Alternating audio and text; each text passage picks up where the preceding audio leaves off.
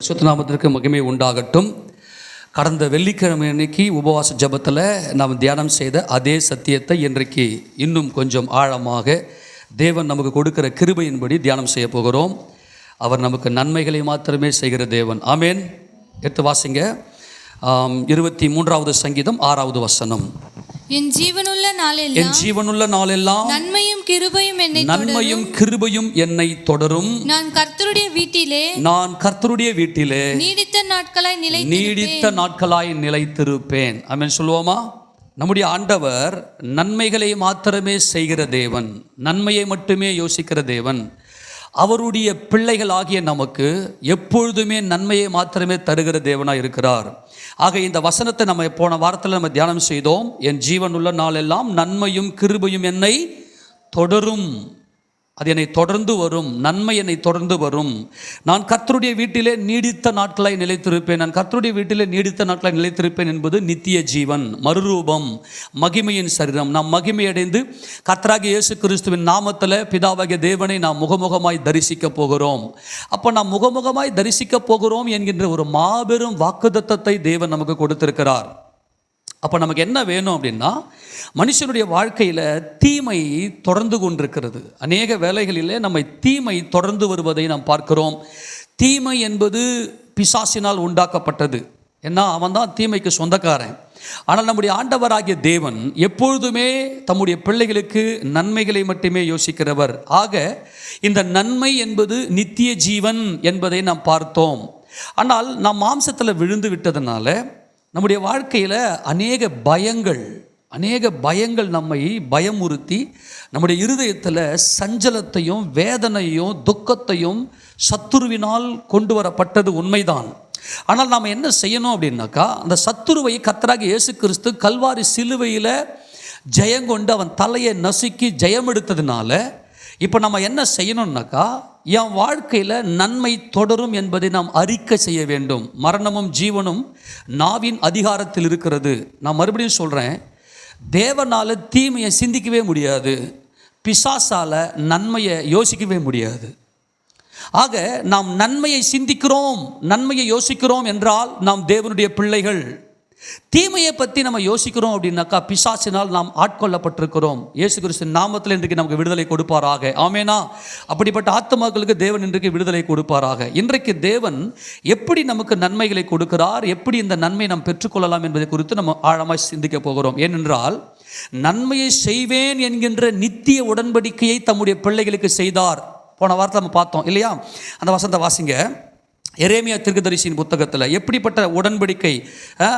எரேமியா 32:40 நாம் வாசித்ததுபடி, அவர்களுக்கு நன்மை செய்யும்படி நான் அவர்களை விட்டு பின்வாங்குவதில்லை என்கின்ற நித்திய உடன்படிக்கை அவர்களோடு நான் செய்கிறேன். என்ன உடன்படிக்கை?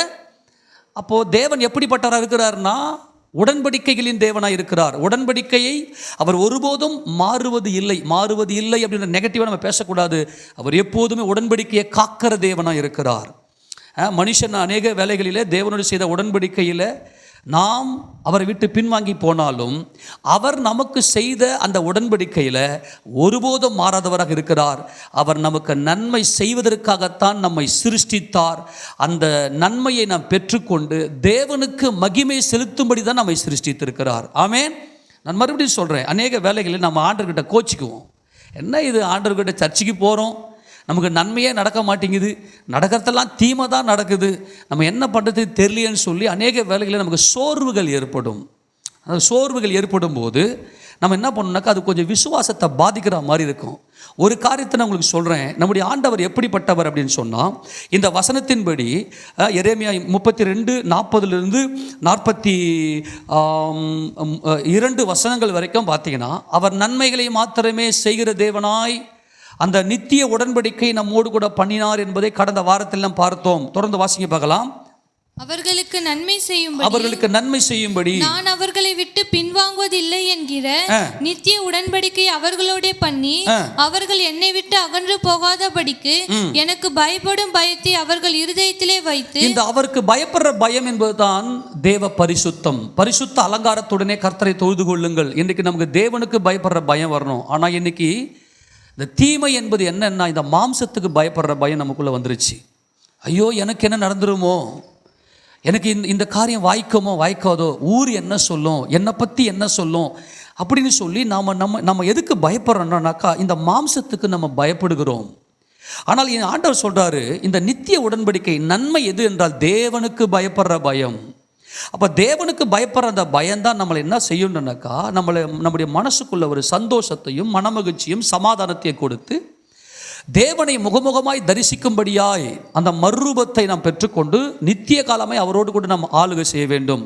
அதற்காகத்தான் தேவனே மாம்சத்தில் இறங்கி வந்து நம்மை மீட்டெடுத்திருக்கிறார். ஆமென். அப்புறம் அவர்களுக்கு நன்மை செய்யும்படி அவர்கள் மேல் சந்தோஷமாயிருந்து. சில பேர் நமக்கு நன்மை செய்வாங்க, ஏதோ வேண்டா வெறுப்பா ஏனோ தானே செய்வாங்க. ஆனால் நமக்கு ஆண்டவர் என்ன வாக்குத்தத்தம் கொடுக்கிறார்னா, உனக்கு நான் நன்மை செய்யும்படி சந்தோஷமாக இருக்கிறேன், என் மனம் மகிழ்ச்சியாக இருக்குது. முதல்ல தேவன்னா யார் என்பதை முதல்ல புரிந்து கொள்ளுங்க. இன்றைக்கி தேவனை பற்றின ஒரு சரியான புரிந்து கொள்ளுதல் இல்லாதனால்தான் ஆண்டவரை விட்டு நம்ம அப்படியே கொஞ்சம் அப்படி ஸ்லைடாக அப்படியே பின்வாங்கி போயிடுறோம். அநேக வேலைகளில் அநேக விசுவாசிகள் இன்றைக்கி அப்படியே பின்மாற்றத்துக்கு போகிறதுக்கு காரணம் என்னன்னு சொன்னால், தேவனை பற்றின தவறான புரிந்து கொள்ளுதல். ஆண்டவர் என்னை சோதிச்சிட்டாரு, ஆண்டவர் என்னை கைவிட்டாரு அப்படின்லாம் சொல்லி நெகட்டிவாக நினைக்கிறாங்க. முதல்ல ஆண்டவர் என்ன செய்யறன்னா, அவருக்கு நன்மை செய்வதற்கு அவர் சந்தோஷமாக இருக்கிறாரு. ஆனால் அந்த நன்மையை நாம் பெற்றுக்கொள்ள மறுக்கிறோம். அநேக வேலைகளில் எல்லாரும் என்ன செய்கிறாங்கன்னா, அந்த நன்மையை எப்படி பெற்றுக்கொள்வது என்கின்ற ரகசியம் தெரியல. அதனால தான் இன்றைக்கி என்ன செய்கிறாங்கன்னா, சபையில் இருக்கிற அநேகருக்கு பெரிய ஒரு சோதனையாகவே மனவேதனையாகவே இருக்கிறாங்க. அவர்களுக்கு நன்மை செய்யும்படி அவர்கள் மேல் சந்தோஷமாக இருந்து என் முழு இருதயத்தோடும் என் முழு ஆத்மாவோடும் அவர்களை இந்த தேசத்தில் நிச்சயமாய் நாட்டுவேன். இந்த கானான் பரம கானான், அவருடைய நோக்கமே பரம கானான். இந்த தேசத்தில் நான் அவர்களை நிச்சயமாய் நாட்டுவேன் அப்படின்னு சொல்கிறாருன்னா, நித்திய சந்தோஷத்தை அவர்களுக்கு நான் தருவேன். அப்படியானால் நாம் பரம கானானை தரிசிக்க வேண்டும். ஆனால் இன்றைக்கு நம்முடைய மனதை சந்தோஷத்தினாலே மன மகிழ்ச்சினாலே தேவனை துதிக்கிற துதியினாலே நாம் நிரம்பி இருக்க வேண்டும். அதுதான் இங்கே தேவன் நமக்கு சொல்றாரு, நான் இந்த ஜனத்தின் மேல் இந்த பெரிய தீங்கை எல்லாம் வரப்பண்ணியது போல அவர்களை குறித்து சொன்ன எல்லா நன்மையும் அவர்கள் மேல் வரப்பண்ணுவேன் என்று கர்த்தர் சொல்லுகிறார். ஆமென். சொல்லாமா? நான் மறுபடியும் சொல்றேன். நம்ம நீதிமொழிகள் 14:22 நாம் வாசித்தோம். தீமையை யோசிக்கிறவர்கள் இடறுகிறார்கள் அல்லவா? நீ தீமையை யோசனை பண்ணி இருப்ப, என் பிள்ளை என்ன ஆகணும், என் பிள்ளைக்கு என்ன நடக்குமோ தெரியலையே, என்ன செய்யுமோ தெரியலையே சொல்லி உன் மாம்சத்தில் நினைச்சேன்னா இடறிடுவ. அது அப்படியே நடக்கும். ஏனென்றால் நமக்கு தேவன் சுயாதீன சித்தத்தை நமக்கு கொடுத்திருக்கிறார். தீமையை யோசிக்கிறவர்களுக்கு தீமையை யோசிக்கிற இடறுகிறார்கள் அல்லவா? நன்மையை யோசிக்கிறவர்களுக்கோ கிருபையும் சத்தியமோ தொடரும்ன்றார் ஆண்டவர். அப்போ நீ நன்மையை மட்டுமே யோசி. என் தேவன் எனக்கு உயிரோடு இருக்கிறார், அவர் வாக்குத்தத்தங்களை கொடுத்திருக்கிறார், அவர் எனக்கு பயங்கரமான பராக்கிரமசாலி என் பக்கத்தில் இருக்கிறார், அவர் என் வலதுபுறத்தில் நிழலாய் இருக்கிறார், நான் அசைக்கப்படுவதில்லை என்கின்ற வாக்குத்தத்தங்களை எல்லாம் நாம் சுதந்திரித்து கொண்டு தேவ சமூகத்தில் நாம் பரிபூர்ணத்தை பெற வேண்டும். நான் மறுபடியும் சொல்லுகிறேன், இயேசு அப்படின்னாவே வாக்குத்தத்தம், அவ்வளோதான். இயேசு கிறிஸ்து என்றாலே வாக்குத்தத்தம். ஏனென்றால் இயேசு கிறிஸ்துவுக்குள்ளாக வாக்குத்தத்தங்கள் எல்லாம் ஆம் என்றும் ஆமேன் என்றும் இருக்கிறது. ஆக மனுஷன் இன்னைக்கு என்ன செய்கிறான் அப்படின்னாக்கா, இந்த பூமியில் அநேக தீமைகளை பார்க்கிறான். ஒவ்வொரு சம்பவங்களும் நடக்கும்போது அதுக்கு அப்படி எதிர்மறையாக ஒரு தீமை நடக்குது. இப்போ நாமும் நம்முடைய மாம்சீகத்தில் ஒரு சில காரியங்களை முயற்சி எடுக்கும்போது இந்த தீமை நமக்கு நடந்துருமோ அப்படின்ற ஒரு நெகட்டிவ் தாட்ஸ் நமக்குள்ளே வர்றதுனால தான் அநேக தீமைகள் இன்றைக்கு வருகிறது. ஆனால் ஒரு காரியத்தை சொல்கிறேன், கர்த்தரை எனக்கு முன்பதாக வைத்து நான் நோக்கி கொண்டிருக்கிறேன், அவரே என் கால்களை வளைக்கி நீங்களாக்கி விடுவிக்கிறார். உன் கண்கள் எப்போதும் கர்த்தரை நோக்கி இருக்கும். என்னால் அந்த வசந்த வாசிக்க பார்க்கலாம். சங்கீதம் 25ஆம் சங்கீதம் 15வது வசனத்தை வாசிக்க பார்க்கலாம். என் கண்கள் எப்போதும் கர்த்தரை, ஆமேன் சொல்லுவோமா? ஏன் கர்த்தரை நோக்குது? கர்த்தர் என் மேய்ப்பராய் இருக்கிறார். ஆமேன். கர்த்தர் என் மேய்ப்பராய் இருக்கிறார், நான் தாழ்ச்சி அடையேன்.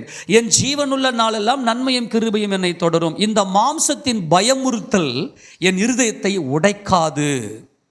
என் கண்கள் எப்போதும் கர்த்தரை நோக்கி கொண்டிருக்கிறது, அவரே என் கால்களை வளைக்கி எல்லா விதமான தீமைக்கும் எல்லா விதமான தீங்குக்கும் அவர் என்னை விலக்கி காக்கிறார்னு சொல்லி, என் மாம்சம், நல்லா கவனிங்க,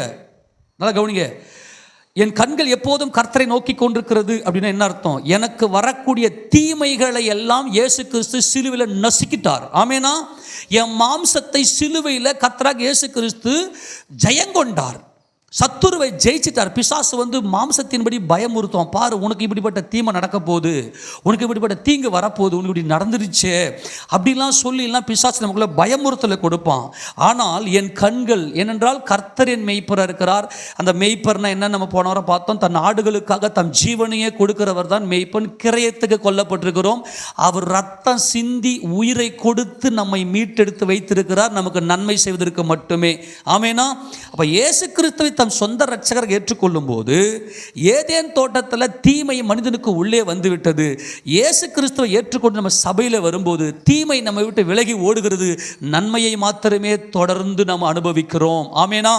நன்மையை மட்டுமே நாம் சுதந்திரித்துக் கொண்டிருக்கிறோம். அப்போ நம்முடைய கண்கள் நம்முடைய மேய்ப்பர் மேலே இருக்குமே ஆனால் எல்லா விதமான தீமைக்கும் நீங்களாக்கி நம்மை மீட்கிறார். ஆமேனா? சரி, இப்போ ஆண்டவர் எப்படிப்பட்டவர் என்று சொன்னால் 119வது சங்கீதம் 68வது வசனத்தை வாசிக்கலாம். 119ஆம் சங்கீதம் 68. தேவரீர் நல்லவரும், தேவரீர் நல்லவரும், நன்மை செய்கிறவருமாய் இருக்கிறீர். உமது பிரமாணங்களை எனக்கு போதியும். ஆமெனா? எப்பொழுது அவர் நல்லவராக தென்படுவார், எப்பொழுது அவர் நமக்கு நன்மை செய்கிறவராக தென்படுவார் என்றால் அவருடைய பிரமாணங்களை நாம் அறிய வேண்டும். நம்முடைய ஆண்டவர் எப்படிப்பட்டவராக இருக்கிறார்? நன்மை செய்கிறவராகவே இருக்கிறார். அவர் நன்மை செய்கிறவராகவே இருக்கிறார். ஆமென். நான் மறுபடியும் சொல்கிறேன், தேவரீர் நல்லவர். நல்லவர்னு என்னன்னு சொன்னேன்? நல்லவர்னா யாரு? சகலத்தையும் சிருஷ்டித்தவர். ஆமென். சகலத்தையும் சிருஷ்டித்த என் கர்த்தராகிய இயேசு கிறிஸ்து நல்லவர். தேவரீர் நல்லவரும் நன்மை செய்கிறவருமாய் இருக்கிறீர். உமது பிரமாணங்கள் எனக்கு போது. அவருடைய பிரமாணங்களை நாம் அறியும் போது தான் நம்முடைய வாழ்க்கையில் என் ஜீவன் உள்ள நாளெல்லாம் நன்மையும் கிருபையும் என்னை தொடரும் என்கின்ற அந்த ஒரு உறுதிமொழியை, இந்த உடன்படிக்கைக்குள்ளே நாம் இருப்போம். இல்லைன்னா எது நடந்தாலும் என்ன பண்ணுவோம்னாக்கா, நம்ம ஆண்டவரையே நம்ம கேள்வி கேட்குற மாதிரி ஒரு சில நேரங்களில் நமக்கு வந்துடும். எனக்கு ஏன் ஆண்டவர் இப்படியெல்லாம், ஆண்டவர் நல்லவர்னு சொல்கிறீங்க, எனக்கு எப்படிலாம் நடக்குது அப்படிலாம் சில வேளைகளில் அநேக பேர் வந்து புலம்புவதை, முறுமுறுப்பதை பார்க்கிறோம். இப்போ ரோமர்கள் நிருபம் 8ஆம் அதிகாரம் 28வது வசனத்தை வாசிக்கும் போது, எடுத்து வாசிங்களேன். அன்றியும் அவருடைய தீர்மானத்தின்படி அழைக்கப்பட்டவர்களாய் தேவனிடத்தில் அன்பு கூறுகிறவர்களுக்கு சகலமும் நன்மைக்கு ஏதுவாகவே நடக்கிறது என்று அறிந்திருக்கிறோம். எப்படியா சகலம் எப்படி நடக்குதா? நன்மைக்கு ஏதுவாக. எனக்கு ஆண்டவராகிய இயேசு கிறிஸ்து என்னைக்கு எப்பொழுது நம்மை அழைத்திருக்கிறாரோ, எப்போது நம்மை அழைத்தாரோ அப்பொழுதிலிருந்து இன்றைக்கு வரைக்கும் நம்முடைய வாழ்க்கையில் நடந்த எல்லா காரியமுமே நன்மைக்கு ஏதுவாக. இன்னைக்கு தீமை மாதிரி தெரியும், ஆனால் அந்த தீமையில் நம்ம ஒரு பாடத்தை கற்றுக் கொடுப்பார். நான் மறுபடியும் சொல்கிறேன், என்ன ஆண்டவரே என் வாழ்க்கையில் இப்படி தீமை வந்துருச்சு, அந்த தீமையில் நமக்கு ஒரு பாடத்தை கற்றுக் கொடுப்பார். உன் உள்ளத்தில் இருப்பதை நீ அறிந்து கொள்ளும்படிக்கு அந்த தீமையை கர்த்தர் அனுமதிப்பார். உபாகமம் 8ஆம் அதிகாரத்தில் ஆண்டு சொல்லுவோம், நான் உன்னை சிறுமைப்படுத்தி உன் இருதயத்தில் இருக்கிறத நீ அறிந்து கொள்ளும்படிக்கு. நீ எவ்வளோ பெரிய பாவியாக இருக்கிற, நீ எவ்வளோ பெரிய தேவனுக்கு சத்துருவாக இருக்கிற, தேவனுக்கு பிரியமில்லாத ஒரு காரியங்கள் உன்னுடைய இருதயத்தில் இருக்குது. அப்போ அவருடைய பிரமாணங்கள் தெரியணும், அவருடைய வசனங்கள் தெரியணும்.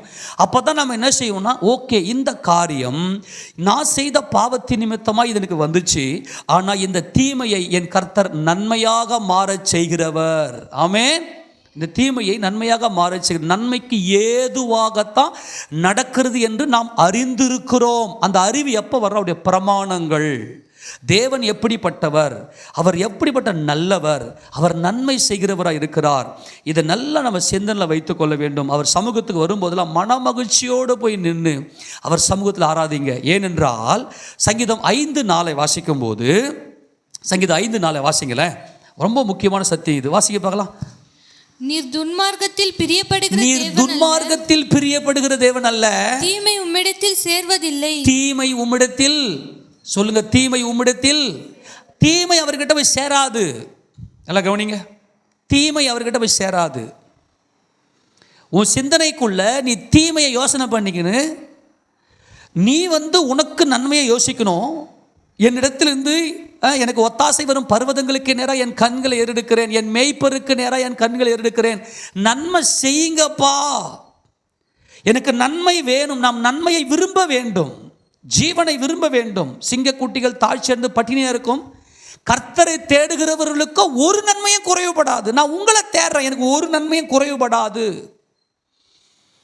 சிங்கக்குட்டி, சிங்கம் என்னது? காட்டுக்கு ராஜா.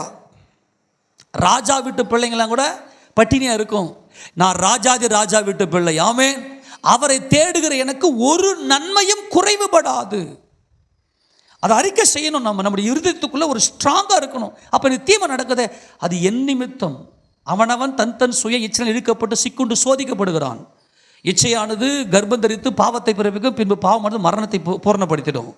அப்போது ஏதோ ஒரு தீமை நமக்கு வருதுன்னா கர்த்தர் என்னுடைய இருதயத்தில் என்ன இருக்குது என்பதை அந்த சம்பவத்தின் மூலமாக காண்பிக்கிறார்.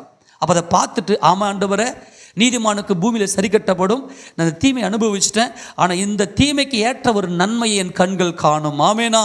நன்மைக்கு ஏதுவாக தேவன் நடத்துகிறார். அந்த சிச்சுவேஷனில் எப்படிப்பட்ட சூழ்நிலையிலையும், இப்போ ஏசப்பா நாமத்துக்கு மகிமையாக, நான் ஒவ்வொரு நாளும் என் தேவன் எனக்கு செய்கிற நன்மைகளை பார்த்து கொண்டே இருக்கிறேன். ஆனால் அதே சமயம் என்னுடைய வாழ்க்கையில் அநேக தீமைகளை நான் கண்டிருக்கிறேன், கடந்து வந்திருக்கிறேன். அப்போ நான் கற்றுக்கொள்ளுகிற ஒரே ஒரு பாடம் என்ன தெரியுமா? நிச்சயமாக என் தேவன் இந்த காரியத்தை எனக்கு தீமையாக நான் காணும்படி செய்திருக்கிறார், என் உள்ளத்தில் இருக்கிறது நான் அறிந்திருக்கிறேன். நிச்சயமாக என் தேவனுக்கு நன்மை செய்ய வல்லமை உடையவன் என்ற விசுவாசத்தில் என் தேவன் என்னை பலப்படுத்தி கொண்டிருப்பாராக. ஆமேன் சொல்லுவோமா? தொடர்ந்து என்னை பலப்படுத்தி கொண்டும் இருக்கிறார். அவர் நித்திய தேவனாக இருக்கிறார். ஆமேன் சொல்லுவோமா? இப்போ ஆண்டவர் நமக்கு என்ன சொல்கிறார்? தீமை அவர்கிட்ட போய் சேருவது இல்லை, தீமை அவர்கிட்ட போய் சேராது. அப்போது இந்த நன்மை என்பது என்னவென்று சொன்னால், நாம் நித்திய ஜீவனை சுதந்திரிக்கிற ஒரு மகிமை. அப்போ நம்முடைய மனசுக்குள்ள சஞ்சலங்களை எடுத்து வெளியே போடணும். சஞ்சலங்கள் மனசுக்குள்ள இருக்குமே ஆனால் பாதாளம் நம்மை இழுத்து கொள்ளும். ஏன் நம்ம சஞ்சலப்பட போகிறோம்? நம்ம மனசுக்குள்ள வலிகள் இருக்குமே ஆனால் பாதாளம் இழுத்து கொள்ளும். ஏன் நமக்கு மனசில் வலி ஏற்படுது? யாருக்காக நம்ம வருத்தப்படுவோம்? சொல்லுங்கள் பார்க்கலாம். யாருக்காக வருத்தப்படுவோம்? சொல்லுங்க. நம்முடைய மாம்சத்துக்குரியவர்களுக்காகத்தான், நம்முடைய மாம்சத்துக்குரிய காரியங்களுக்காகத்தான் நம்முடைய மனசை போட்டு உடைப்போம். வேறு யாருக்காகவும் மனசு உடையாது. அதுதான் சுயம். இந்த சுயம் தான் தீமை. ஆக நாம் ஒரு காரியத்தை நல்லா புரிந்து கொள்ள வேண்டும். நீங்கள் நன்மையை விரும்பணும், நன்மையை மட்டுமே விரும்பணும். ஏனென்றால் 88ஆம் சங்கீதத்தில் இந்த சஞ்சலப்படுகிற ஆத்துமாக்கள்லாம் பாதாளத்துக்கு போகிறது என்பதை வேதம் நமக்கு தெளிவாக சொல்லுகிறது. எடுத்து வாசிங்க பார்க்கலாம். 3வது வசனம்.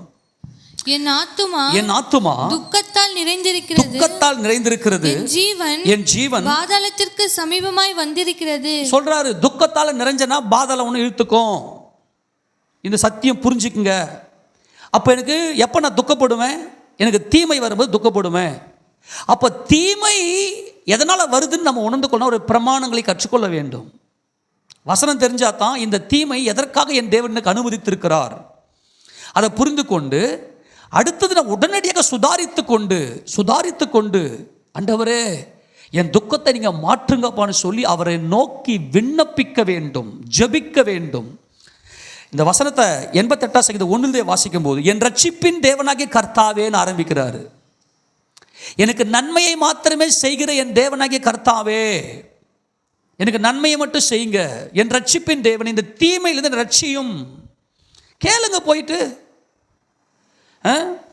வேலைக்காரரின் கண்கள் தங்கள் எஜமானின் கையை நோக்கி இருக்குமா போலவும், வேலைக்காரியின் கண்கள் தங்கள் எஜமாட்டியின் கைகளை நோக்கி இருக்குமா போலவும், எங்கள் தேவனாகிய கர்த்தர் எங்களுக்கு இரக்கம் செய்கிற வரைக்கும் எங்கள் கண்கள் உண்மையே நோக்கி கொண்டிருக்கும்.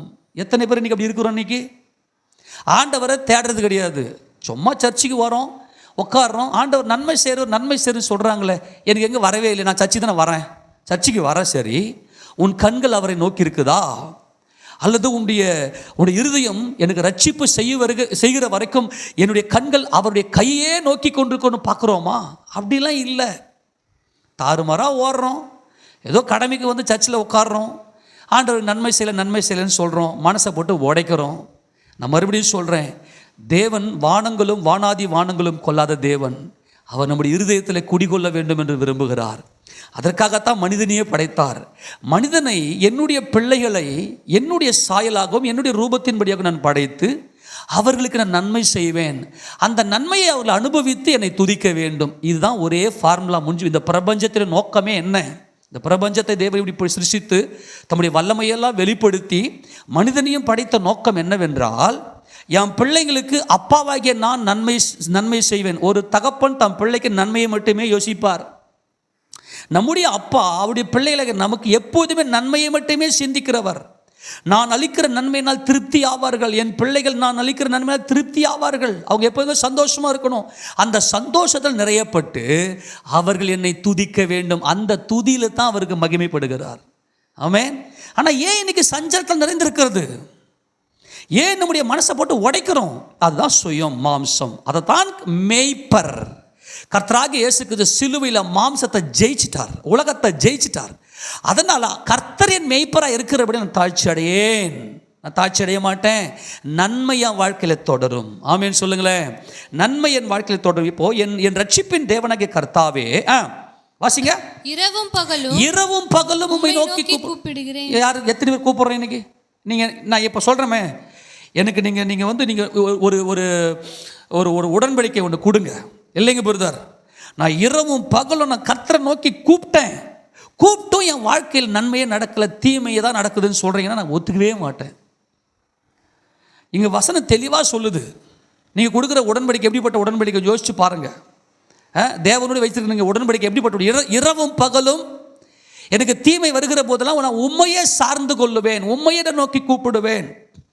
அப்போ அவரை நோக்கி கூப்பிடும்போது என் விண்ணப்பம் ஒரு சமூகத்தில் வருவதாக என் கூப்பிடுதலுக்கு உம் செவியை சாய்த்தருளும். அப்பா, என் இருதயம் என் ஆத்துமா துக்கத்தில் நிறைந்திருக்கிறது, என் ஜீவன் பாதாளத்துக்கு சமீபமா வந்திருக்குது ஆண்டவரே.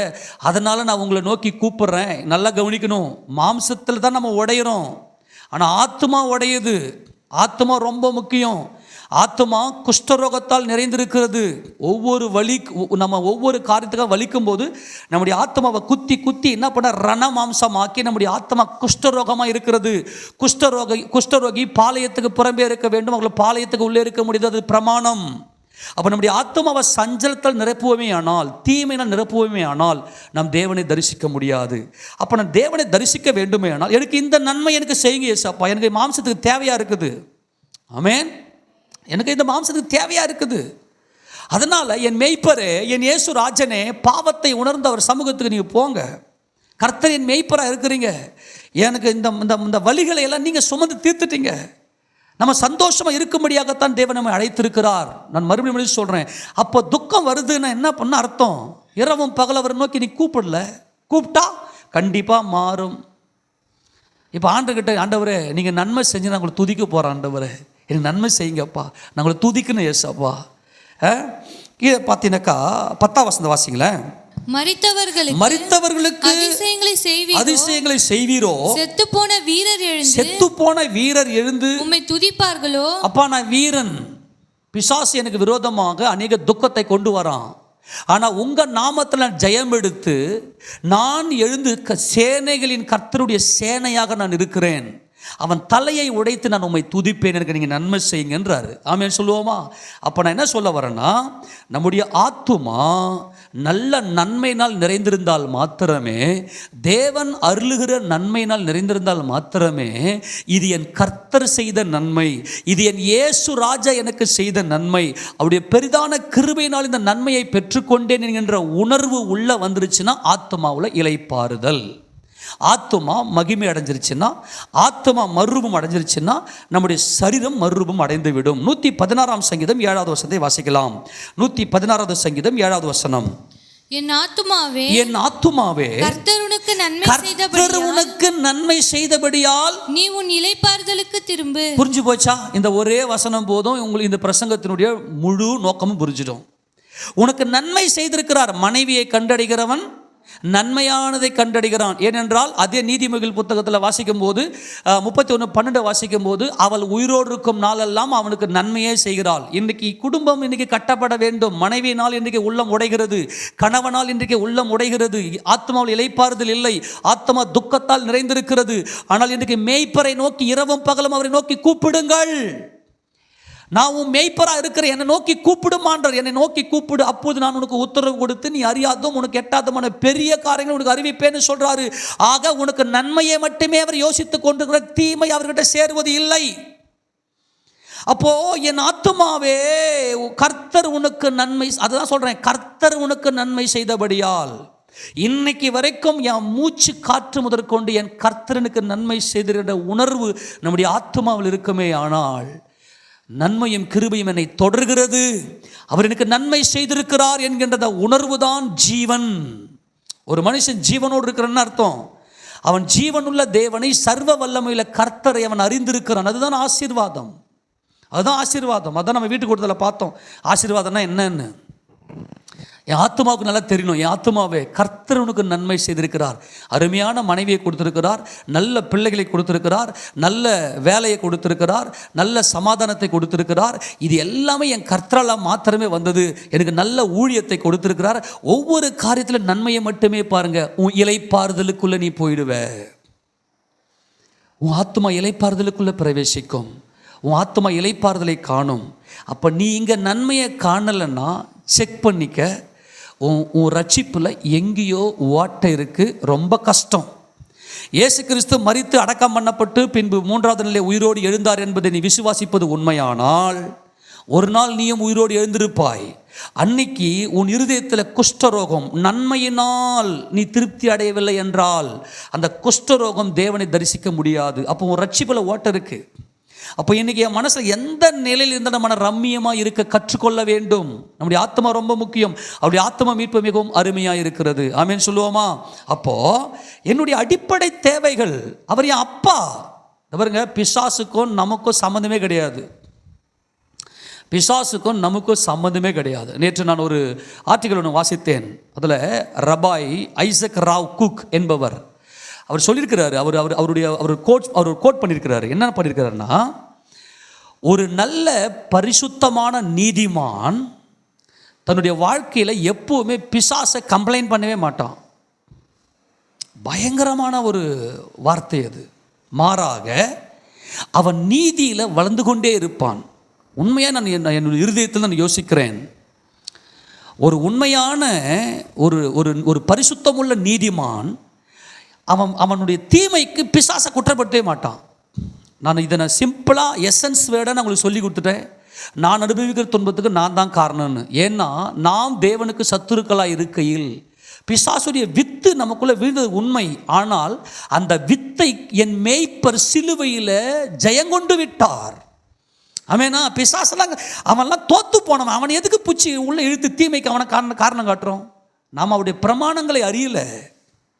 அவர் நமக்கு செய்த நன்மைகளை நாம் ருசிக்க தவறிவிட்டோம்.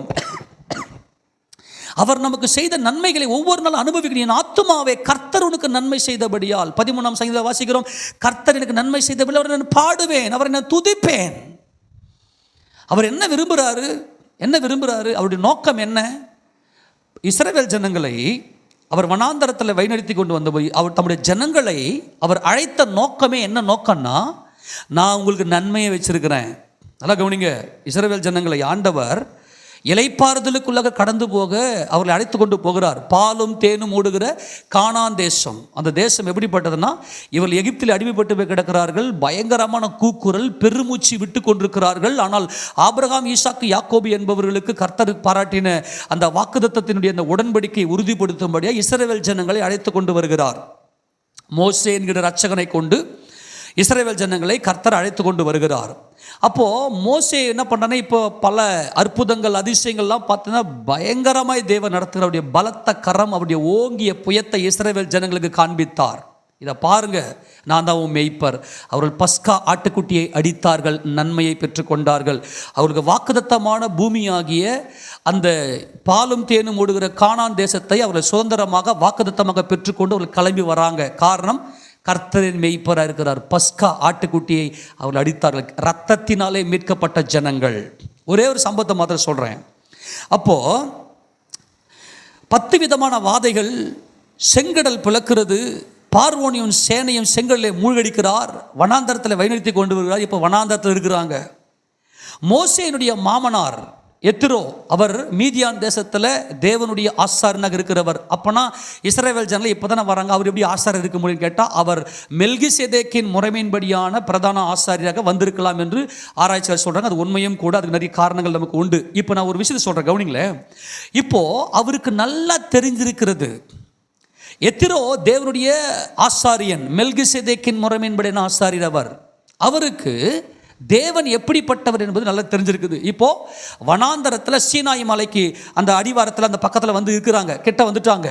அங்கே வந்து அவங்க பாளையம் இருக்கிறார்கள். இப்போ எத்திரோ என்ன செய்கிறாருன்னா மோசையை சந்திக்க வருகிறார். எடுத்து வாசிக்க பார்க்கலாம். யாத்திராகமத்தின் புத்தகம் 18வது அதிகாரம் 9வது வசனம். இல்லை முதல்ல 1 வசனம் வாசி. யார் அங்கே வரத்தை வாசிக்க பார்க்கலாம். தேவன் மோசேக்கும் தமது ஜனமாகிய இஸ்ரவேலுக்கும் செய்த யாவையும், கர்த்தர் இஸ்ரவேலை எகிப்திலிருந்து புறப்பட பண்ணினதையும் மீதியானில் ஆசாரியனாய் இருந்த மோசேயின் மாமனாகிய எத்திரோ கேள்விப்பட்ட போது. நல்லா கவனிங்க. எத்திரோ கேள்விப்பட்டு என்ன பண்ண வனாந்தரத்தில் சந்திக்க வருகிறார். அப்படி வந்து சந்திக்க வந்த போது 9வது வசனம் வாசிங்க. கர்த்தர் இஸ்ரவேலரை எகிப்தியரின் கைக்கு தப்புவித்து அவர்களுக்கு செய்த சகல நன்மைகளையும் குறித்து எத்திரோ சந்தோஷப்பட்டு. எல்லாரும் சொல்லுங்க. இதாங்க ஆசாரிய ராஜரிக ஆசாரியத்துவம். அவர் செய்த சகல நன்மைகளையும் குறித்து அவர் கேள்விப்பட்டு, இவருடைய சிந்தைக்குள்ள, ஒரு ஆசாரியனுடைய சிந்தைக்குள்ள, அவர் மீதியான் தேசத்து ஆசாரியன் இருந்த மோசேயினுடைய மாமனாகிய எத்திரோ, அவருடைய சிந்தைக்குள்ள என்ன இருந்துச்சுன்னா, என் தேவன் எப்பொழுதுமே நன்மைகளை மாத்திரமே செய்கிறவர் என்கின்ற அந்த ஒரு வெளிச்சம், அந்த ஒரு சந்தோஷம். அந்த சந்தோஷம் தான் துதி.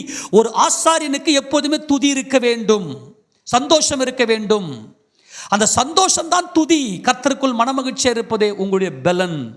அப்போ எத்திரோ வந்து கேள்விப்பட்டு சகல நன்மையை குறித்து கேள்விப்பட்டு சந்தோஷப்படுறாரு. சரி, இந்த இஸ்ரவேல் ஜனங்கள் ஏறக்குறைய 30 லட்சம் ஜனங்களுக்கு மேலே வழிநிறுத்தி கொண்டு போகிற, அந்த பாலும் தேனும் ஓடுகிற கானான் தேசத்தை சுதந்திரித்து கொள்ளும்படியாய் கொண்டு போகிற மோசேக்கும் ஆரோனுக்கும் கூட எப்படி இருந்துச்சு? என் தேவன் எப்படிப்பட்டவர் என்றால், அவர் வாக்குத்தத்தங்களின் தேவன், அவர் நன்மைகளை மட்டுமே செய்கிற தேவன். எத்திரோவினுடைய மகனாகிய அந்த மகன் எடுத்து வாசிக்க பார்க்கலாம். என்னாகமம் 10வது அதிகாரம் 29வது வசனத்தில் வாசிக்க பார்க்கலாம். என்னாகமம் 10:29.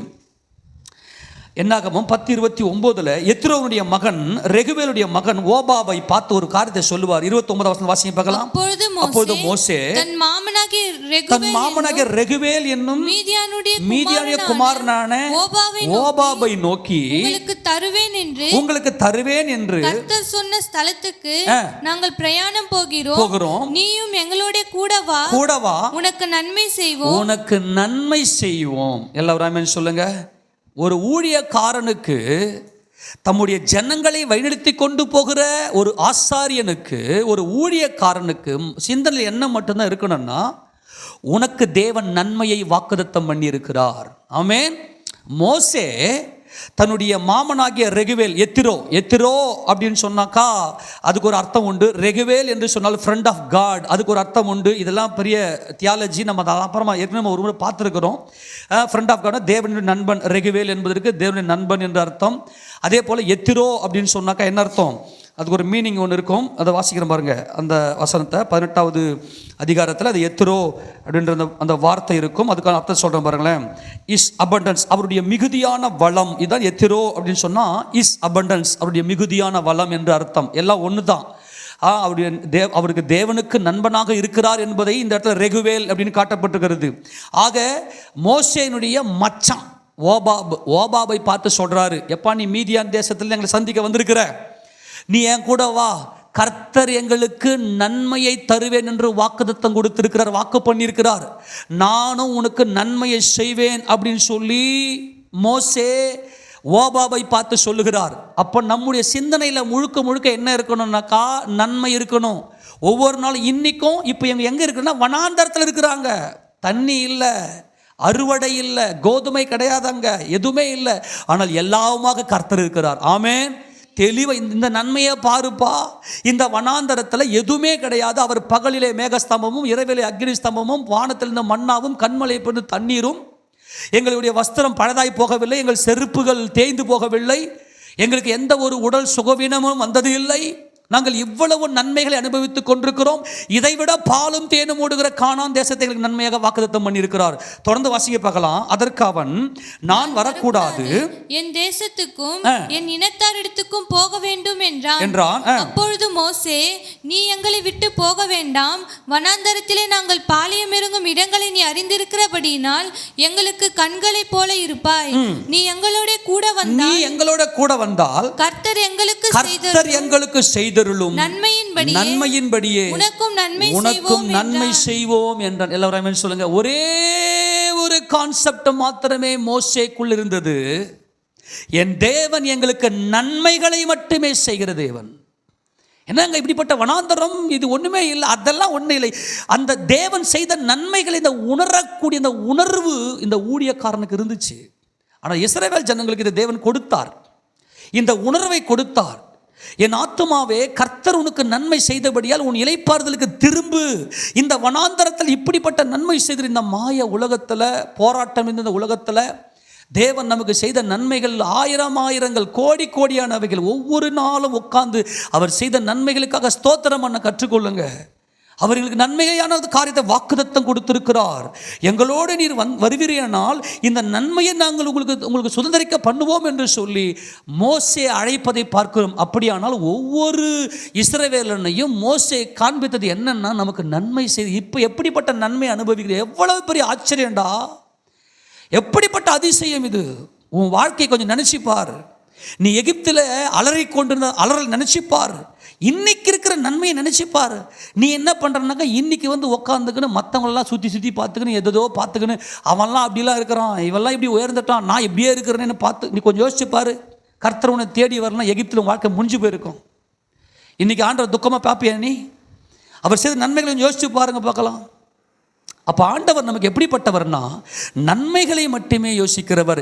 எரேமியா 33:9 வாசிக்கலாம். எரேமியா 33:9. நான் அவர்களுக்கு செய்யும் நன்மையெல்லாம் கேட்க போகிற பூமியின் எல்லா ஜாதிகளுக்கும் முன்பாக அது எனக்கு மகிழ்ச்சி உள்ள கீர்த்தியாயும். நல்ல கவனிங்க, எதுக்கு அவர் நன்மை செய்ய தெரியுமா? இந்த இஸ்ரவேல் ஜனங்களை அந்த பரம கானானுக்கு கொண்டு வராரு. எதுக்காக தெரியுமா? எனக்கு மகிழ்ச்சி உள்ள கீர்த்தி. நான் என் ஜனங்களுக்கு நன்மையை கொடுப்பேன், என் ஜனங்களுக்கு நன்மையை மட்டுமே நான் செய்வேன்.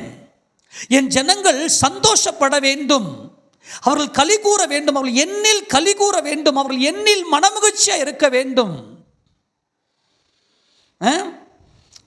எனக்கு மகிழ்ச்சி உள்ள கீர்த்தி. நல்லா கவனி, எனக்கு கீர்த்தி, புகழ்ச்சி, மகிமை. எதுங்க? அவர் நமக்கு செய்கிற நன்மை.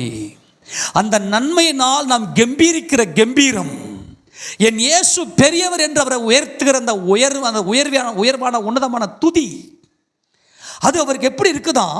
மகிழ்ச்சியுள்ள கீர்த்தியும் புகழ்ச்சியும் மகிமையுமாய் இருக்குதாம்.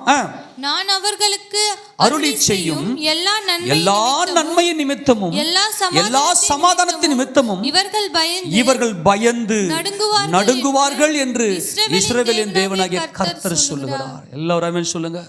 இந்த நன்மையை மட்டுமே யோசிக்கணும். என் கர்த்தர் எனக்கு செய்கிற நன்மை. இதுவரைக்கும் இந்த பாருங்களேன், எப்பொழுதுமே நெகட்டிவ் இல்லாதவைகளை குறித்து யோசிக்காத.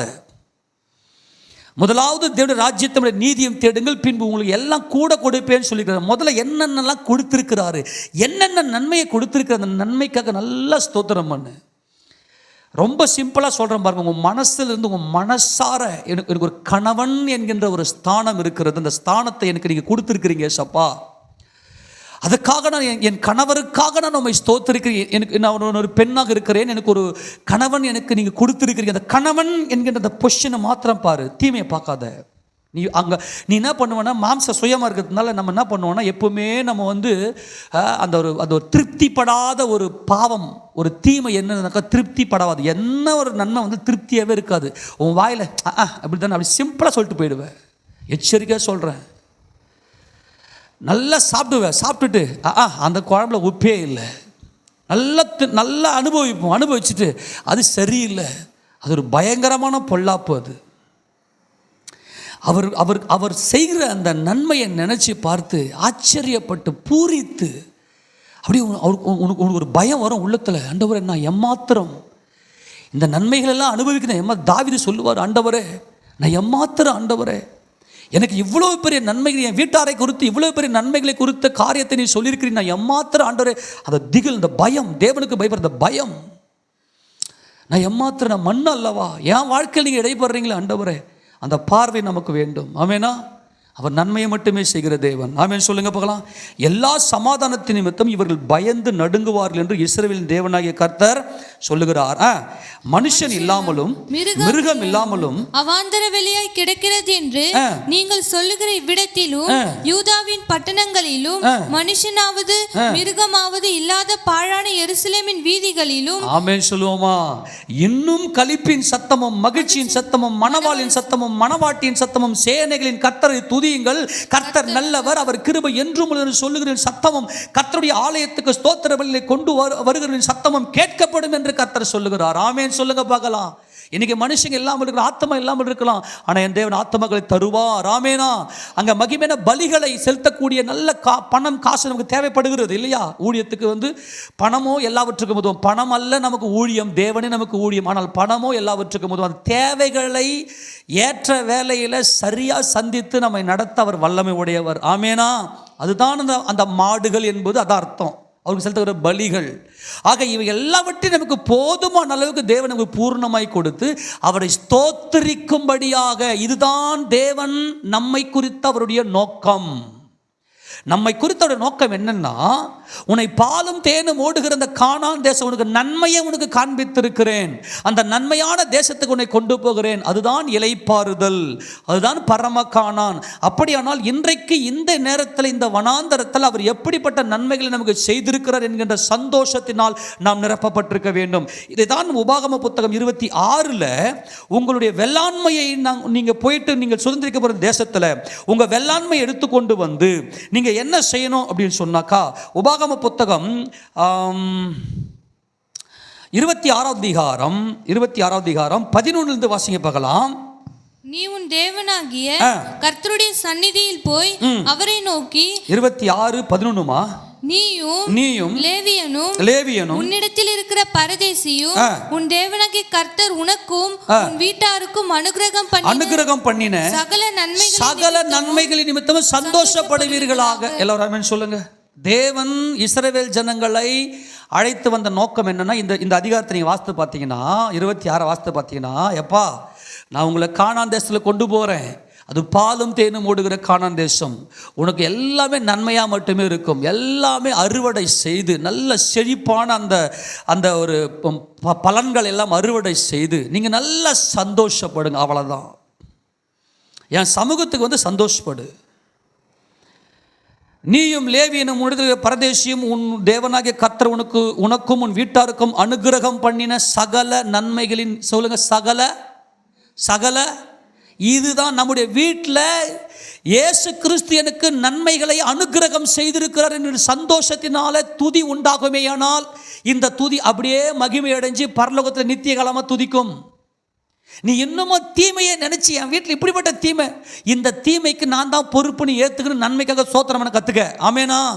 அப்போதான் நீ மகிமையை பார்க்க முடியும். அப்போ தேவனுடைய நோக்கம் என்ன நோக்கம்னா, நீ சந்தோஷமாக இருக்கணும். நான் அளித்த நன்மை என்கின்ற அந்த பார்வை உனக்கு வர வேண்டும். அப்படியானால் இந்த நன்மைக்காகத்தான் தேவன் நம்மை அழைத்திருக்கிறார். இதை நல்லா புரிந்து கொள்ள வேண்டும். உபாகம் 28:11 கூட வாசிங்களேன். எப்படிப்பட்ட நன்மை வாசிங்க. உபாகம் 28:11.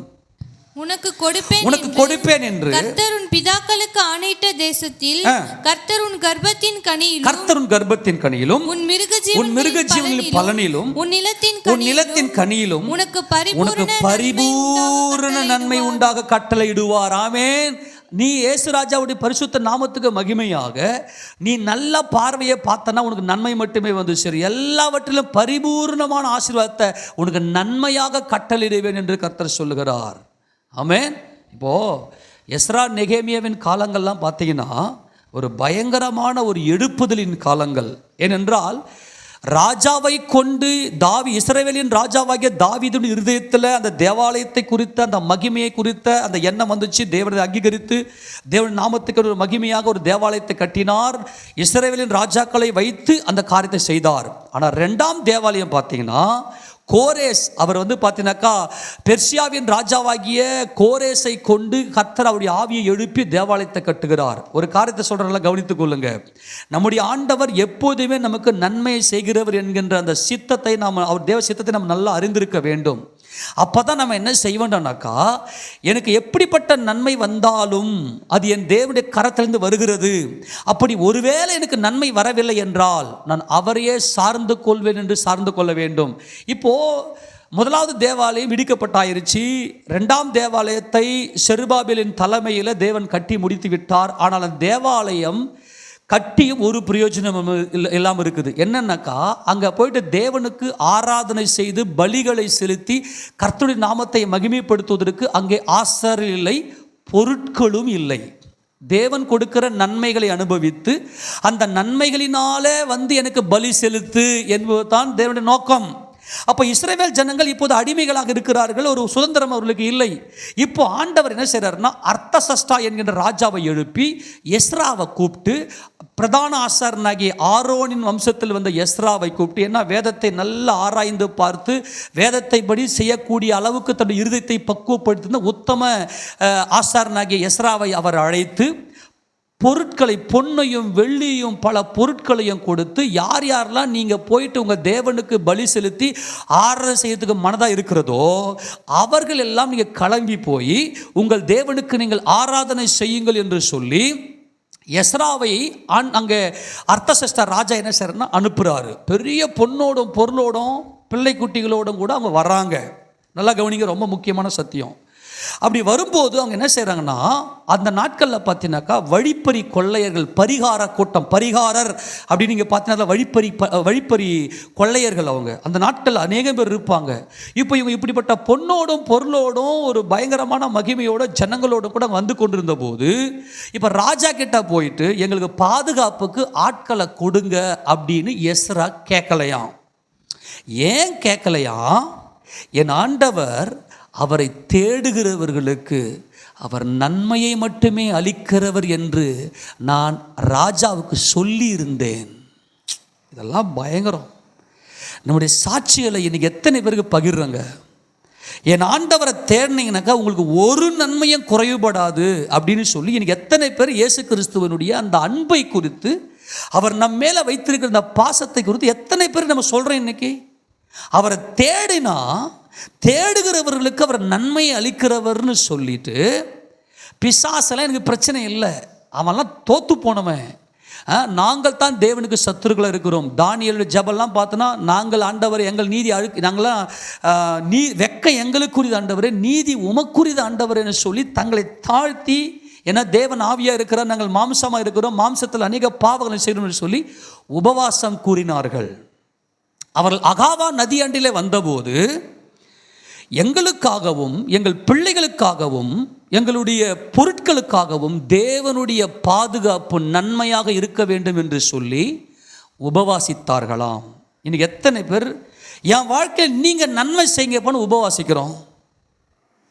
கொஞ்சம் சொல்லுங்கள் பார்க்கலாம்.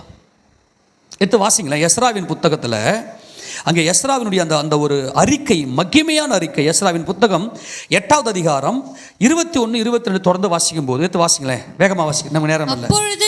அப்பொழுது நாங்கள் எங்கள் தேவனுக்கு முன்பாக எங்களை தாழ்த்துகிறதற்கும், நல்லா கவனிங்க, யாரை தாழ்த்துகிறதுக்கு? இப்போ நீ போயிட்டு எனக்கு பிசாசு தீமையை கொண்டு வந்துட்டான், பிசாசு இதை பண்ணிட்டான், அவனை இழுக்காத சொல்லிட்டேன், அவனே ஒரு மூலையில் போய் முடங்கி போய் உட்காந்துக்கிறான், பாவம் அவன். இயேசு ராஜா அவன் தலையை அடித்து உடைச்சு அவன் ராஜ்யத்தை அவன் அதிகாரத்தை பிடிங்கிட்டாரு. ஆமேன்னு சொல்லுங்க. நான் என்ன செய்யணும்? நம்முடைய சிந்தை இருக்கு, நம்முடைய சுயாதீன சித்தம், அதில் நமக்கு தேவனுக்கு விரோதமாக நம்ம செயல்படுகிறோம். எங்களை மன்னியும் என்று சொல்லி உபவாசித்து, பலத்தினாலும் அல்ல பராக்கிரமத்தினாலும் அல்ல உம்முடைய ஆவியினாலே எல்லாம் ஆகும் ஆண்டவரே, நீர் ஆவியாக இருக்கிறீர், நீரே ஆகும், நீர் சொன்னால் ஆகும், நீர் சொல்லுங்க ஆண்டவரே, எனக்கு நன்மையை கொடுங்க ஆண்டவரே என்று சொல்லி உபவாசிங்க. அவங்க சொல்றாரு பாருங்களேன், தாழ்த்துகிறதற்கும் எங்களுக்காகவும் எங்கள் பிள்ளைகளுக்காகவும் எங்கள் சகல பொருள்களுக்காகவும் செவையான வழியை தேடு. சொல்லுங்க, செவையான வழியை சொல்லுங்க. என் பிள்ளைங்க நல்ல வழியில் போகணும் ஆண்டவர். எத்தனை பேர் உங்கள் பிள்ளைங்க உபவாசம் பண்ணுறீங்க? ஏன் இன்னைக்கு பிள்ளைங்க இடுறாங்க?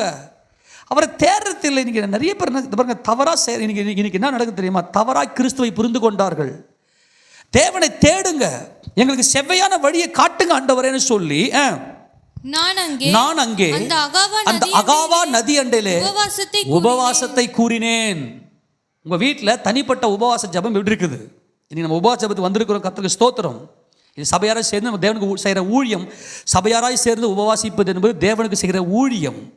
ஆனால் நம்முடைய வீட்டில் நம்முடைய உபவாசம், தனிப்பட்ட ஜீவியத்தில் நம்முடைய உபவாசம் எப்படி இருக்குது? ஏன் இன்றைக்கி நம்மளால் நன்மையை பெற்றுக்கொள்ள முடியவில்லை? இன்றைக்கு அநேக கிறிஸ்தவர்கள் ஏன் இன்றைக்கி நன்மையை பெற்றுக்கொள்ள முடியாமல் இருக்கிறாங்கன்னா, தேவனுக்கு முன்பதாக தங்களை தாழ்த்தாமல் தங்களுடைய மாம்ச பலம் தான், எகிப்து தான் குதிரையின் பலம், அதில் இவங்க என்ன செய்கிறாங்கனாக்கா பிரியப்பட்டு தன்னுடைய மாம்சத்தின்படி முடிவு எடுத்துன்னு ஓடுறாங்க. தீமை வந்து மாட்டிக்குது, சோர்ந்து போயிடுறாங்க. ஒரு காரியத்தை நடக்கிறதுக்கு முன்பதாக போய் தேவ சமூகத்தில் போய் உட்கார்ந்து ஆண்டவரோடு கூட பேசுங்க. எனக்கு நன்மை செய்யுங்கப்பான கேளுங்க. அவர் சொல்றாரு பாருங்களேன், வழியிலே சத்துருவை விலக்கி எங்களுக்கு துணை செய்யும்படிக்கு நான் ராஜாவினிடத்தில் சேவகரையும் குதிரைவரையும் கேட்க வெட்கப்பட்டிருந்தேன். யோ, இது பயங்கரம். இது தேவனை ஆராதிக்கிற நாம் எந்த சூழ்நிலையும் தேவனையே சார்ந்திருக்கணும். மனுஷனை போய் சார்ந்து கொள்வதற்கு வெட்கப்படணும். நம்ம ஒரு மனுஷங்கிட்ட போட்டு கை நீட்டுறதுக்கு வெட்கப்படணும். எனக்கு உதவி செய்யுங்கன்னு போய் நிற்கிறதுக்கு நம்ம வெட்கப்படணும். ராஜாவே கூப்பிட்டு அனுப்புகிறாரு. நான் ராஜா கிட்டலாம் போயிட்டு என்னுடைய பாதுகாப்புக்கு, என் வீட்டு நன்மைக்கெல்லாம் நம்ம கேட்க மாட்டேன். ஏன்னா இவர் சாட்சி சொல்லியிருந்தார். எஸ்ரா என்ன, அவர் தேர்ந்த வேத பாரகரன், தேவனுடைய வேதத்தின்படியே நடப்பதற்கு தன்னுடைய இருதயத்தை ஒரு பக்குவப்படுத்தியிருந்தார். ராஜா கிட்ட போயிட்டு எனக்கு செக்யூரிட்டி கொடுங்க, ராஜா கிட்ட போயிட்டு அப்ளிகேஷனை போட்டு எனக்கு பணம் கொடுங்க அப்படின்லாம் போயிட்டுலாம் அவர் வந்து என்ன பண்ணலை, வெட்கப்பட்டிருந்தார். அப்படி கேட்கறதுக்கு வெட்கப்பட்டிருந்தார். வாசிங்க, ஏன்? எங்கள் தேவனுடைய கரம் தம்மை தேடுகிறவர்கள் எல்லார் மேலும். ஆமென். கரண்ட் சொல்லாமா? தேவனுடைய இரக்கம், கர்த்தராகிய இயேசு கிறிஸ்துவின் இரக்கம் அவருடைய சிருஷ்டிகள் எல்லார் மேலும் இருக்குது. யாரெல்லாம் அவரை நோக்கி பூமியின் கடையாந்திரத்திலிருந்து இயேசுவே அப்படி நோக்கி கூப்பிடுற யாவர் மேலும் வாசிங்க, அவர்களுக்கு நன்மையாக மட்டுமே. ஆமேனா? நீ எந்த இடத்திலிருந்து நீ கூப்பிட்டாலும் அந்த இடத்துக்கே தேவன் வந்து நன்மை செய்கிறதுக்கு ஒரு போதுமானவர். இவர் உணர்ந்தது மாத்திரம் அல்ல, இந்த காஸ்பலை ராஜாவுக்கே சொல்லியிருந்தார். நம்ம சொந்தக்காரங்களுக்கு முன்னாடி இயேசு ராஜாவை மகிமைப்படுத்தி வெக்கப்படுறோம். நண்பர்களுக்கு இயேசு சொல்றதுக்கு அவன் நம்மளை என்ன நினைப்பானோ அப்படின்னு சொல்லி வெக்கப்படுறோம். ராஜாக்களுக்கு முன்பதாக, அதுவும் அந்நிய ராஜா, அந்நிய தேசத்து ராஜா, அவருக்கு முன்பதாகவும் எங்கள் தேவன் அவரை உத்தமமாய் தேடுகிறவர்களுக்கு அவர் நன்மையை வழங்காதிரார். 125 சங்கீதம் 4 வசனம் நினைக்கிறேன். அந்த வசனத்தை வாசிக்க. 125 சங்கீதம் 4 வசனமா?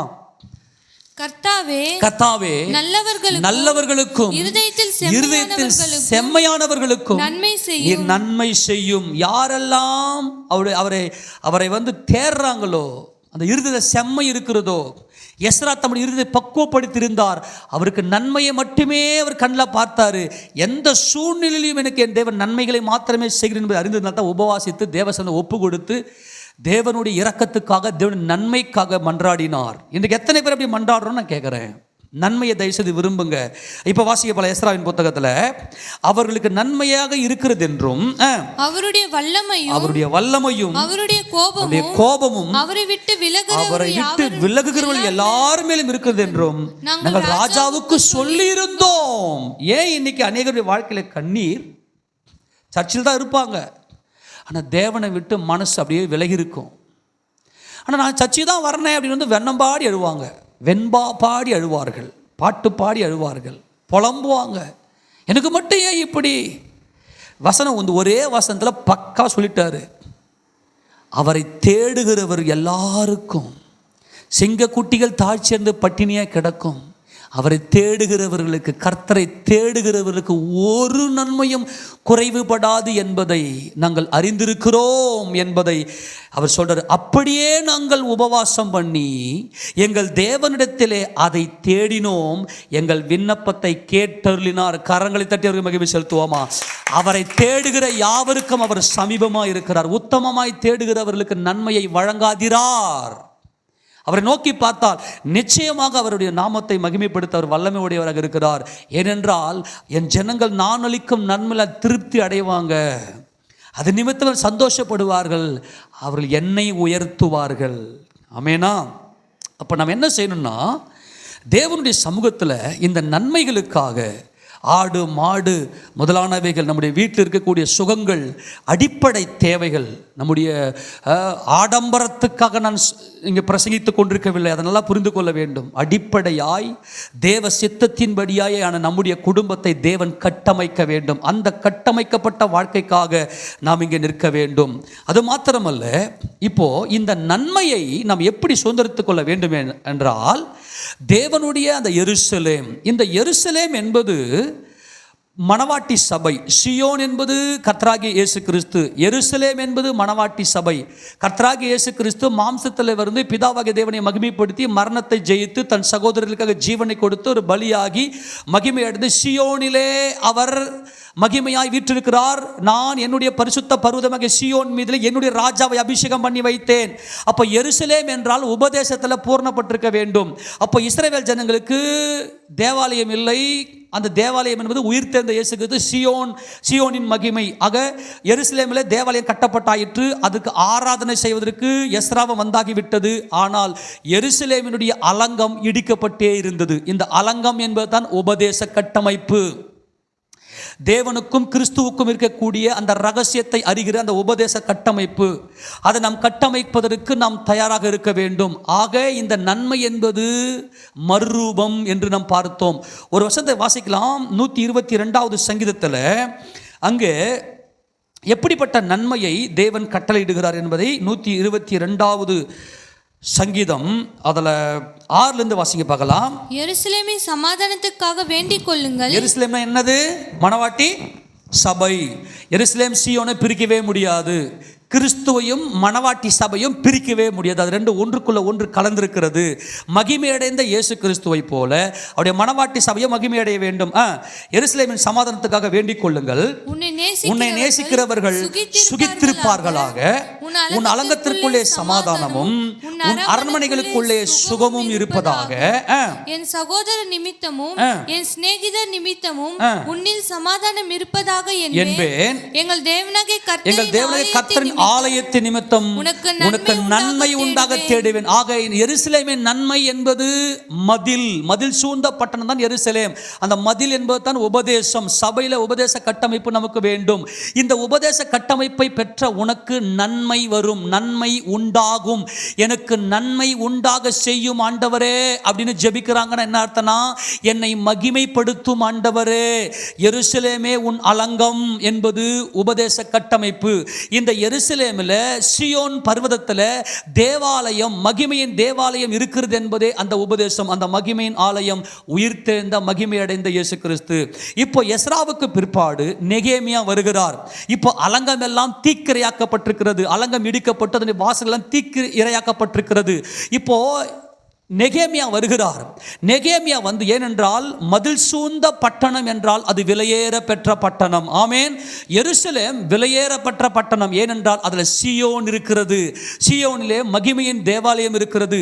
அந்த மகிமையின் தேவாலயம் என்பது உயிர்த்தெழுந்த கர்த்தராகிய இயேசு கிறிஸ்து. அப்படியானால் சபையில் உபதேச கட்டமைப்பு வேண்டும். ஏனென்றால் என் கர்த்தர் உயிரோடு இருக்கிறார், என் ஆண்டவர் இயேசு கிறிஸ்து உயிர்த்தெழுந்திருக்கிறார். அப்படியானால் இப்பொழுது உபதேசம் கட்டமைப்பு, எருசலேமின் அலங்கம், எருசலேமின் 12 வாசல்கள் கட்டப்பட வேண்டும். இப்போது இந்த எருசலேம் பாழாய் கிடக்கிறது, தேவாலயம் இருக்கிறது. உயிர்த்தெழுந்த இயேசு கிறிஸ்து இருக்கிறார், ஆனால் உபதேசம் இல்லை. அப்ப நெகேமியாக்கள் அலங்கத்தை கட்ட வேண்டும், உபதேசத்தை கட்ட வேண்டும். இப்பொழுது ஒரு நெகேமியா வந்துவிட்டான் என்று சொல்லி அங்க இருக்கக்கூடிய யூதர்களுடைய சத்துருக்களாகிய சன்பல்லாத், தொபியா, கேஷேம் கேள்விப்பட்ட போது, ஆஹா, எருசலேமுடைய நன்மையை விசாரிக்கிறதுக்கு ஒருத்தன் வந்துட்டான். எதை விசாரிக்கிறதுக்கு? எருசலேமின் நன்மையை விசாரிக்கிறதுக்கு ஒருத்தன் வந்துட்டான். எதை விசாரிக்கிறதுக்கு? எருசலேமின் நன்மை. ஆக எருசலேமின் நன்மை என்பது உபதேசம். அவருடைய பிரமாணங்களை கற்றுக்கொள்ள கற்றுக்கொள்ள கற்றுக்கொள்ள எல்லா நன்மைகளும் நம்மை தேடி வரும். அவர் ராஜ்யத்தை கற்றுக்கொள்ள கற்றுக்கொள்ள கற்றுக்கொள்ள எல்லா நன்மைகளும் நம்மை தேடி வரும். எடுத்து வாசிக்க பார்க்கலாம். நெகேமியாவின் புத்தகம் 2வது அதிகாரம் 10வது வசனத்தை வாசிக்கலாம். நெகேமியா 2:10. இதை ஓரோனியனான சன்பல்லாத்தும் அம்மோனியனான தொபியா என்னும் ஊழியக்காரனும் கேட்டபோது, இஸ்ரவேல் புத்திரரின் நன்மையை விசாரிக்க, நல்லா கவனிங்க, இஸ்ரவேல் புத்திரரின் நன்மையை விசாரிக்க. ஏன்? மதில் சூழ்ந்த பட்டணம் தான் விலையேற பெற்ற பட்டணம். எருசலேம் பட்டணம் விலையேற பெற்ற பட்டணம். ஏனென்றால் அதில் தேவாலயம் இருக்கிறது. பொன்னினால் அலங்கரிக்கப்பட்ட, ஓப்பீரின் தங்கத்தால் அலங்கரிக்கப்பட்ட, ஓப்பீரின் தங்கம், விலையேற பெற்ற தங்கம், அது புடமிடப்பட்ட தங்கம், அது அபூர்வமான தங்கம், அது மகிமையின் சரீரமாகிய கர்த்தராகிய இயேசு கிறிஸ்து. என் கர்த்தராகிய இயேசு கிறிஸ்து அங்கே இருக்கிறார். ஆக மதில் சூழ்ந்த பட்டணம். ஆக உபதேச கட்டமைப்பை, உபதேசத்தை பேசணும். இன்னைக்கு சிலுவையை பற்றின உபதேசத்தை பேசணும். இன்னைக்கு கெட்டு போகிறவர்களுக்கு அது பைத்தியம், ரட்சிக்கப்படுகிற நமக்கு அது தேவ பலனாக இருக்கிறது. அப்போ ஒருத்தன் வந்துட்டான். ஆக உபதேசத்தை கட்டமைக்கிறதுக்கு இன்னைக்கு அநேக கள்ள உபதேசங்கள் சபையில் வந்துவிட்டது. ஆனாலும் இன்றைக்கு அநேக நெகேமியாக்கள் இன்றைக்கு அலங்கத்தை கட்டி கொண்டிருக்கிறார். அதற்காக என் கர்த்தராகிய இயேசு கிறிஸ்துவை ஸ்தோத்திரிக்கிறேன். ஆமெனா. ஆக இந்த உபதேச கட்டமைப்பு தான் நெகேமியா என்றால் எழுப்புதல் இல்லையா? எஸ்ரா, நெகேமியா, எஸ்தர் புத்தகம்லாம் பார்த்தீங்கன்னா எழுப்புதலின் புத்தகங்கள். ஏனென்றால் தேவனுடைய மகிமையை சத்துருவானவன் ஜனங்களுக்குள்ளே காண்பிக்க கூடாதபடிக்கு மாம்சத்தை விதைத்து விட்டான். ஆனால் நெகேமியாக்கள் எழுந்து கட்டுவோம் வாருங்கள் என்று சொல்லி, இந்த நன்மை எப்படிப்பட்ட நன்மை என்பதை சொல்லி யூதர்களுக்கு, தம்முடைய ஜனங்களுக்கு, இஸ்ரவேல் சபைக்கு, தம்முடைய சபைக்கு நெகேமியா எடுத்து சொல்லி இந்த எழுப்புதலை உண்டாக்குன ஜனங்கள் எல்லாம் எழும்பினார்கள். எழுந்து கட்டுவோம் வாருங்கள். எடுத்து வாசிங்க பார்க்கலாம். 18வது வசனம், 2:18 வாசிங்க பார்க்கலாம்.